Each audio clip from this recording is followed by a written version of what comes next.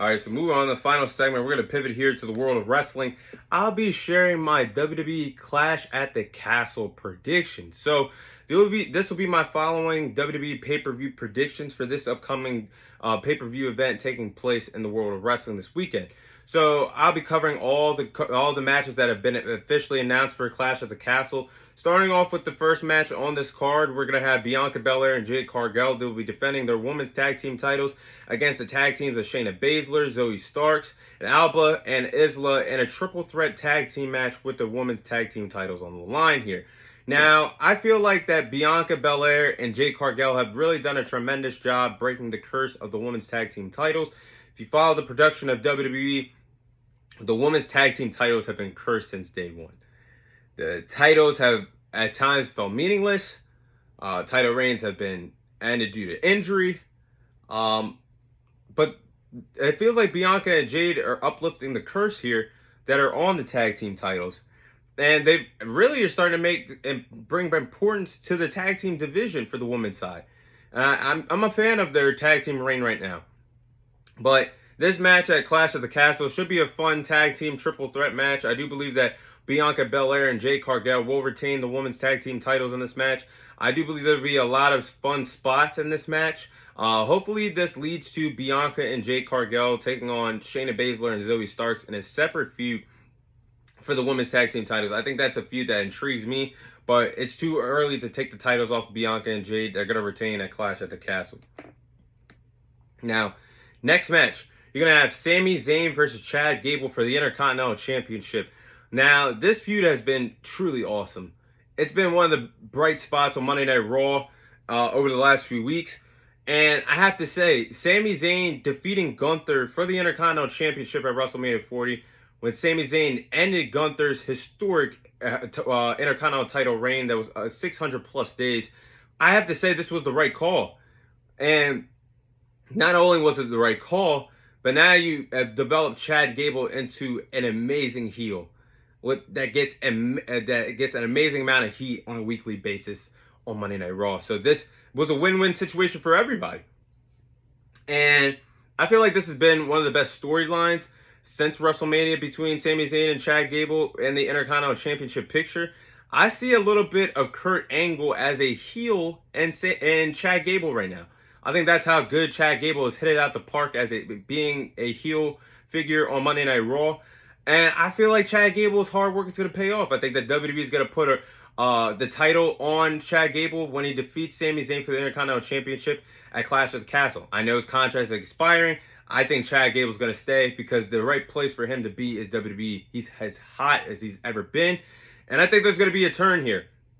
I feel like the Alpha Academy is going to turn on Chad Gable in this match. But Chad Gable's going to have something up his sleeve, and he's going to bring in new members to the Alpha Academy, kicking out Otis, Akira Tozawa, Maxie Dupree. I feel like you're going to see Julius and Brutus, the Creed brothers, and Ivy Nigel take their spots of the Alpha Academy, helping Chad Gable win the Intercontinental Championship. And I think he's going to do that at Clash of the Castle against Sami Zayn. So the next match on the card, you have Bayley, who will be defending her women's title against Piper Niven. Now, this is very nice that WWE is giving Piper Niven a title opportunity, that she will be wrestling in her home country of the UK, where Clash of the Castle will be taking place in Scotland. So I think this should be a fun match. But I feel like Bayley's going to retain the women's title. I think that's pretty obvious here. And I think WWE is leaning towards their SummerSlam matchup of Bayley taking on the Queen of the Ring, Nia Jax, who earned the opportunity at a world title shot for SummerSlam after she won the Queen of the Ring tournament a month ago. So I don't expect a title change here. I do believe it could be a fun match, but Bayley's going to retain the title here. Now, next match on the card, you have Cody Rhodes, who will be defending the WWE title against AJ Styles in an I Quit match. Now, this should be a really fun match.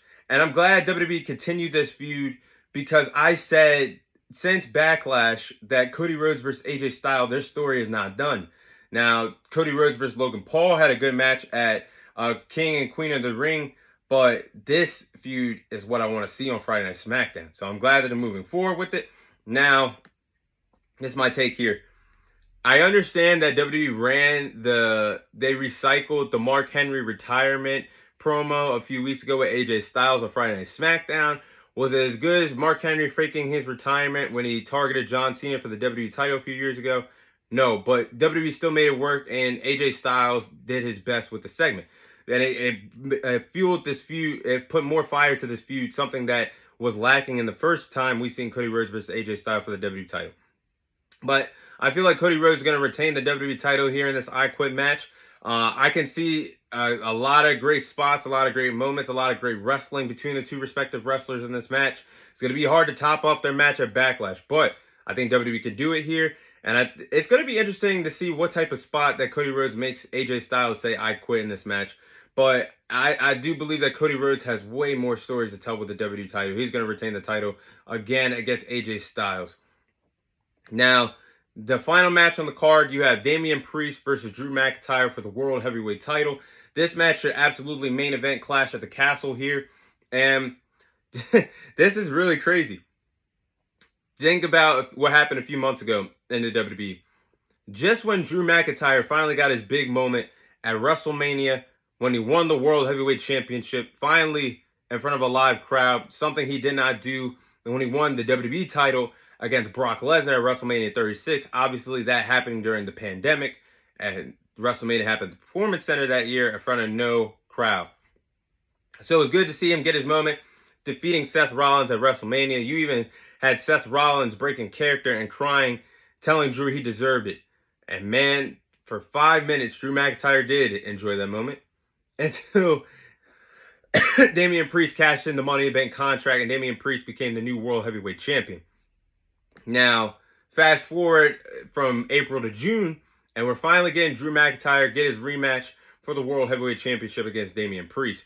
Now, this is how I feel about this situation. WWE has to do the right thing here. They have to let Drew McIntyre get his moment and win the World Heavyweight Championship at Clash of the Castle. That he didn't get to do it against Roman Reigns 2 years ago. They got to let Drew have his moment in his home country, the UK. And I think we all knew, unfortunately, that Damian Priest would be a transitional champion from how the world title picture was playing out on Monday Night Raw. But I think WWE has some storylines to lean on now, because you can have the Judgment Day accidentally cost Damian Priest the World Heavyweight Championship, and Damian Priest exiting out of the Judgment Day, which could lead to a SummerSlam feud between Finn Balor and Damian Priest. And also you could have Drew McIntyre versus CM Punk for the World Heavyweight Championship at SummerSlam. So I think this match is going to pivot. It is going to determine how the Monday Night Raw picture plays out on the road to SummerSlam. I would have it Drew versus CM Punk for the World Heavyweight Championship, and Damian Priest versus Finn Balor at SummerSlam. But that is my WWE Clash at the Castle predictions. That is all the time I have for you guys today. Thank you guys for watching. Thank you guys for listening. This is your host, Thomas Tyree, signing off. And I'll see you guys on next week's episode.